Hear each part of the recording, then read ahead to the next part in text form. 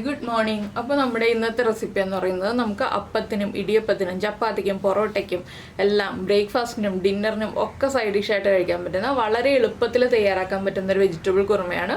അപ്പോൾ എങ്ങനെയാണ് ഈ ഒരു വെജിറ്റബിൾ കുറുമ തയ്യാറാക്കുന്നതെന്ന് നോക്കാം. പിന്നെ നിങ്ങൾ ഇങ്ങനെ ഒരു വെജിറ്റബിൾ കുറുമ തയ്യാറാക്കാറുണ്ടെങ്കിലും അതുപോലെ തയ്യാറാക്കി നോക്കിയിട്ടുണ്ടെങ്കിൽ ഈ രീതിയിൽ തന്നെയാണോ തയ്യാറാക്കി നോക്കിയിട്ടുള്ളതെന്ന് കമൻറ്റ് ചെയ്യുക. അല്ലെങ്കിൽ വേറെ രീതിയിൽ തയ്യാറാക്കാറുണ്ടോ അതെങ്ങനെയാണെന്നൊന്നും കൂടി ഒന്ന് കമൻറ്റ് ചെയ്യുക കേട്ടോ. അപ്പോൾ നമുക്ക് എങ്ങനെയാണ് ഞാൻ തയ്യാറാക്കുന്ന രീതിയിലുള്ള വെജിറ്റബിൾ കുറുമ ഈ രീതിയിലുള്ള വെജിറ്റബിൾ കുറുമ തയ്യാറാക്കുന്നത് നോക്കാം.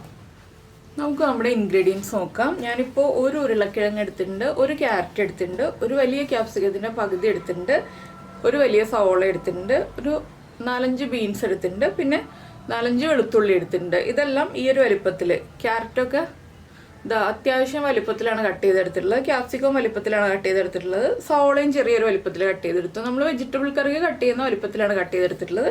പിന്നെ 4 ടേബിൾ സ്പൂൺ തേങ്ങ ചിരവിയതെടുത്തിട്ടുണ്ട്. അപ്പോൾ ആദ്യം നമുക്ക് ഈ വെളുത്തുള്ളി ഒന്ന് ചതച്ചെടുക്കണം. വെളുത്തുള്ളി ചതച്ചാണ് നമ്മൾ ഈ ഒരു കറിയിൽ ചേർക്കുന്നത്. വെളുത്തുള്ളി പൊളിച്ചിട്ടില്ല, ഞാൻ തൊലി മാറ്റിയിട്ടില്ല.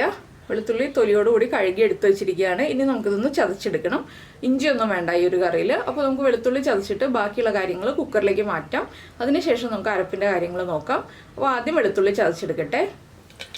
ഇപ്പോൾ നമ്മളൊരു കുക്കർ വെച്ചിട്ടുണ്ട്. കുക്കറിലേക്ക് ഒരു 4-5 ഗ്രാമ്പു, അതുപോലെ തന്നെ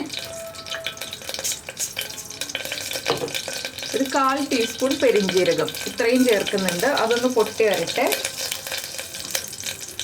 ഇനി ഇതിലേക്ക് നമ്മൾ കട്ട് ചെയ്ത് വെച്ചിരിക്കുന്ന വെജിറ്റബിൾസ്, ക്യാപ്സിക്കം ഒഴികെ ബാക്കിയെല്ലാം ചേർത്ത് കൊടുക്കാം. ഉരുളക്കിഴങ്ങും നമ്മൾ ക്യാപ്സിക്കം മാത്രം കുക്കിംഗ് അധികം ഇല്ലാത്തതുകൊണ്ട് ഇപ്പോൾ ചേർക്കുന്നില്ല. ഇതിലേക്ക് ഗ്രീൻ പീസ് ചേർക്കാം, അതുപോലെ തന്നെ കോളിഫ്ലവർ ചേർക്കാം, ബ്രൊക്കോളി ചേർക്കാം, നമുക്ക് ഇഷ്ടമുള്ള വെജിറ്റബിൾസ് ചേർക്കാം കേട്ടോ.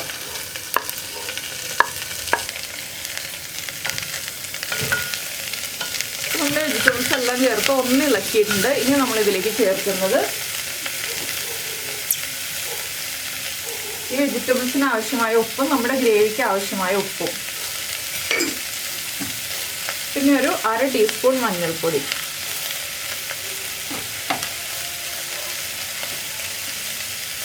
അര കപ്പ് വെള്ളം ഇത്രയും ചേർത്ത് ഒന്നുകൂടി ഒന്ന് ഇളക്കിയിട്ട് നമുക്ക് ഒരു വിസിൽ വരുന്നത് വരെ അടച്ചു വെച്ച് വേവിക്കാം. അധികം വെള്ളവും വേണ്ട, അധികം ടൈമും വേണ്ട വേവാനായിട്ട്. ഒറ്റ വിസിൽ മതി. ഒറ്റ വിസിലിൽ നമുക്ക് ഫ്ലെയിം ഓഫ് ചെയ്ത് വെക്കാം. പിന്നെ ഒരു വിസിൽ വന്നു കഴിയുമ്പോൾ നമുക്ക് കുക്കർ തുറക്കാം. പ്രഷർ പോയി കഴിഞ്ഞിട്ട് അതുവരെ ഇത് വിട്ടിരുന്ന് കുക്കാവട്ടെ. ഈ സമയത്ത് നമുക്ക് നമ്മുടെ അരപ്പ് റെഡിയാക്കി എടുക്കാം. ഇപ്പോൾ നമ്മൾ അരപ്പ് റെഡിയാക്കാനായിട്ട് മിക്സിയുടെ ജാർ എടുത്തിട്ടുണ്ട്. ഇതിലേക്ക് നമ്മൾ എടുത്തു വെച്ചിരിക്കുന്ന തേങ്ങ ചേർക്കുക. അതുപോലെ തന്നെ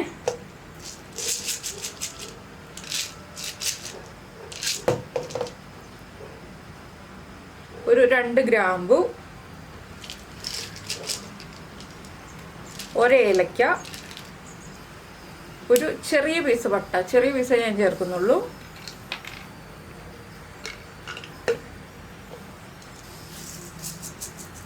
കാൽ ടീസ്പൂൺ പെരിഞ്ജീരകം,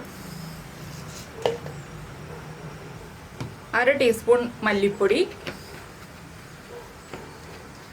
പിന്നെ എരിവിനായിട്ട് 2 ടൈപ്പ് മുളക് പൊടി ചേർക്കുന്നുണ്ട്. ഞാൻ എരിവുള്ള മുളക് പൊടി ഒരു 1/4 ടീസ്പൂൺ ചേർക്കുന്നുണ്ട്. അത് എരിവിനായിട്ടും, എന്താണെന്ന് വെച്ചാൽ നമ്മൾ എരിവിനായിട്ട് വേറെ പൊടികളൊന്നും ചേർക്കുന്നില്ല. പിന്നെ കളറിനായിട്ട്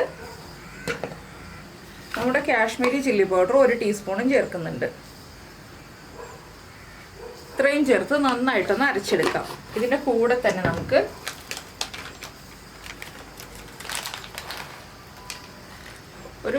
ഒരു പിടി എന്ന് പറയാൻ പറ്റില്ല, അരപ്പിടി കാഷ്യൂനട്ടും കൂടി ചേർത്ത് അരയ്ക്കാം. അപ്പോൾ നല്ല കൊഴുപ്പ് കിട്ടും നമ്മുടെ കറിക്ക്. ഇതെല്ലാം ചേർത്ത് നമുക്ക് അരയ്ക്കാം. നല്ല പേസ്റ്റായിട്ട് അരച്ചെടുക്കണം. അപ്പോൾ ഞാനിത് അരച്ചെടുക്കട്ടെ. അപ്പോൾ നമ്മുടെ അരപ്പ് നല്ല പേസ്റ്റ് പോലെ അരച്ചെടുത്തിട്ടുണ്ട്. ഇത് നമുക്ക് മാറ്റി വയ്ക്കാം. നമ്മുടെ കുക്കറിൻ്റെ പ്രഷർ പോയി കഴിയുമ്പോൾ നമുക്ക് ബാക്കി കാര്യങ്ങളൊക്കെ ആഡ് ചെയ്യാം.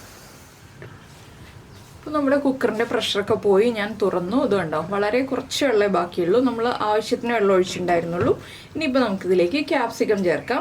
ഫ്ലെയിം ഓൺ ചെയ്തിട്ടില്ല കേട്ടോ, ഞാൻ ഫ്ലെയിം ഓൺ ചെയ്യാൻ പോകുന്നേ ഉള്ളൂ. ക്യാപ്സിക്കം ചേർത്ത് കഴിഞ്ഞിട്ട്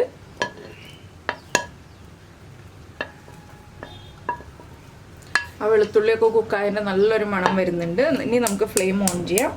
ഇതിൻ്റെ കൂടെ തന്നെ നമുക്ക് അരപ്പും കൂടി ചേർത്ത് കൊടുക്കാം. അരപ്പ് ചേർത്ത് കഴിഞ്ഞിട്ട് നമ്മൾ ആവശ്യത്തിന് വെള്ളം ചേർക്കണം കേട്ടോ. എന്താണെന്ന് വെച്ചിട്ടുണ്ടെങ്കിൽ കാഷ്യൂനട്ട് അരച്ചതുകൊണ്ട് തന്നെ വേഗം കുറുകി വരും.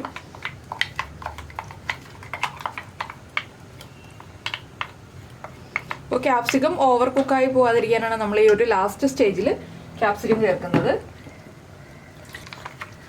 ഞാനിതിലേക്ക് ഒരു 1.5 കപ്പ് വെള്ളം ചേർക്കുന്നുണ്ട്. അരപ്പിൻ്റെ കൂടെ 1/2 കപ്പ് വെള്ളം ചേർത്താണ് അരച്ചത്. പിന്നീട് 1 കപ്പ് വെള്ളവും കൂടി ചേർക്കുന്നുണ്ട്. എന്താണെന്ന് വെച്ചാൽ കാഷ്യൂനട്ട് ഉള്ളതുകൊണ്ട് കുറുകുന്നതുകൊണ്ടാണ് 1.5 കപ്പ് വെള്ളം എന്ന് പറഞ്ഞത്. ആകെ അരയ്ക്കാനും പിന്നീട് ചേർക്കുന്നതും കൂടി കൂട്ടി 1.5 കപ്പ് വെള്ളം ചേർക്കുന്നത്. നിങ്ങൾക്ക് കൂടുതൽ ഗ്രേവി ആവശ്യമാണെങ്കിൽ വെള്ളത്തിൻ്റെ അളവിൽ വ്യത്യാസം വരുത്താം കേട്ടോ. ഇപ്പോൾ കണ്ടോ കുറച്ച് ഗ്രേവി ഉണ്ട്. ഇതൊന്ന് തിളച്ച് വരുമ്പോൾ ഗ്രേവി ഒന്ന് കുറുകി വരും. അപ്പോൾ ഇതൊന്ന് തിളച്ച് ഒന്ന് കുറുകി വരട്ടെ, ചെറുതായിട്ടൊന്ന് കുറുകി വരണം. അപ്പോൾ നമ്മുടെ ക്യാപ്സിക്കം ഒന്ന് കുക്കായി തുടങ്ങുകയും ചെയ്തോളും. ഒന്ന് അരപ്പ് തിളച്ച് കുറുകി വന്നതിന് ശേഷം മാത്രം നമ്മൾ ഉപ്പ് ചെക്ക് ചെയ്യാം കേട്ടോ. ഇപ്പോൾ ഉപ്പ് ചെക്ക് ചെയ്തിട്ടുണ്ടെങ്കിൽ അരപ്പിലേക്ക് ഉപ്പ് ആയിട്ടുണ്ടാവില്ല, കഷ്ണങ്ങളിലേക്ക് മാത്രം ഉപ്പ് പിടിച്ചിട്ടുണ്ടാവുള്ളൂ. അപ്പോൾ അരപ്പിലേക്കും കൂടി ഉപ്പൊക്കെ ഒന്ന് മിക്സ് ആയി വരട്ടെ. അതുവരെ നമുക്ക് വെയിറ്റ് ചെയ്യാം. ഒരു 2 മിനിറ്റ് ഒന്ന് തിളക്കട്ടെ. അപ്പോൾ നമ്മുടെ കറി 2 മിനിറ്റ് ആയിട്ട് ചെറിയ തിള വന്നുകൊണ്ടിരിക്കുന്നുണ്ട്. ചെറിയ തിള വരുമ്പോൾ ഞാൻ ഇളക്കി കൊടുക്കുന്നുണ്ട്. എന്താണെന്ന് വെച്ചാൽ വല്ലാണ്ടങ്ങ് തിളച്ച് മറിയരുത്. അതുകൊണ്ട് ചെറിയ തിള വരുമ്പോൾ ഇളക്കി കൊടുക്കുക. നന്നായിട്ട് ആവി വരുന്നുണ്ട്. ഇനി നമുക്ക് ഫ്ലെയിം ഓഫ് ചെയ്യാം. ഫ്ലെയിം ഓഫ് ചെയ്തിട്ട് ഇതിലേക്ക് ഒരു 2 തണ്ട് കറിവേപ്പില ചേർത്ത് കൊടുക്കാം. മല്ലിയില ചേർക്കണം എന്നുണ്ടെങ്കിൽ മല്ലിയില ചേർക്കാം കേട്ടോ. ഞാനിപ്പോൾ കറിവേപ്പില മാത്രമേ ചേർക്കുന്നുള്ളൂ. അതുപോലെ തന്നെ ഒരു ടീസ്പൂൺ നെയ്യും കൂടി ചേർത്ത് കൊടുക്കാം നമുക്ക്. നെയ്യ് ഓപ്ഷനാണ്. നെയ്യുടെ ടേസ്റ്റ് ഇഷ്ടമില്ല എന്നുണ്ടെങ്കിൽ ബട്ടർ ചേർത്താലും മതി.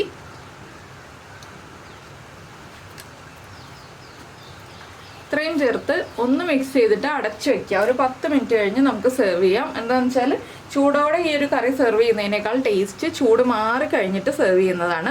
അപ്പോൾ നിങ്ങളെല്ലാവരും ഈ രീതിയിലൊരു വെജിറ്റബിൾ കറി ഉണ്ടാക്കി നോക്കിയിട്ടില്ലെങ്കിൽ ഉറപ്പായിട്ടും ട്രൈ ചെയ്യൂ. അപ്പത്തിൻ്റെ കൂടെയും ചപ്പാത്തിയുടെ കൂടെയും പൊറോട്ടയുടെ കൂടെയും ഒക്കെ വളരെ നല്ല കോമ്പിനേഷനാണ്. അപ്പോൾ എല്ലാവരും ട്രൈ ചെയ്തിട്ട് ഫീഡ്ബാക്കൊക്കെ അറിയിക്കുക. അതുപോലെ തന്നെ നിങ്ങൾ ഇങ്ങനെ ഒരു കറി ഉണ്ടാക്കാറുണ്ടോ എന്നുള്ളതും കൂടി അറിയിക്കുക.